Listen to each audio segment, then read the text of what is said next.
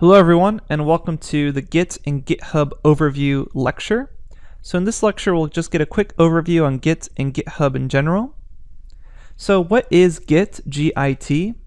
Git is a free and open source distributed version control system, and it can handle everything from just a small project to a really large one pretty well.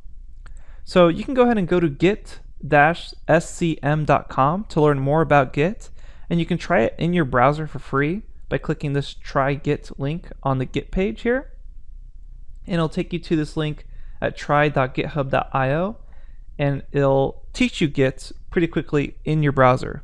So it's actually a really useful tool. So what kind of companies are using Git, this version control system? Pretty much all major companies such as Google, Facebook, Microsoft, Twitter, LinkedIn, etc. There's a whole list of companies. Many companies use Git, and you might be wondering, what's the difference between Git and GitHub? So GitHub is a web page where you can publish your Git repositories and collaborate with other people.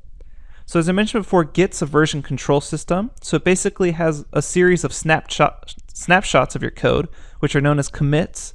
And as you see the path of the snapshots, you can check what order they're created in. So can you use Git without GitHub is another question people ask, and yes. So Git runs locally if you don't use GitHub. An alternative to GitHub might be using Git with your files and then hosting them on Dropbox, but GitHub is the de facto and most popular streamlined service that's designed especially for Git. So I encourage you to make your own GitHub account and check it out. I have my own GitHub account, and that's where I commit the repositories for the notebooks, and that's how you're able to view them. It's because I'm pushing them to GitHub. If you're interested in working how GitHub works, you can go to guides.github.com/activities/hello world. Again, this link is in the lecture text, and you can check out their hello world document. It's all in browser, so again, you don't need to download anything. You can just check it out all there.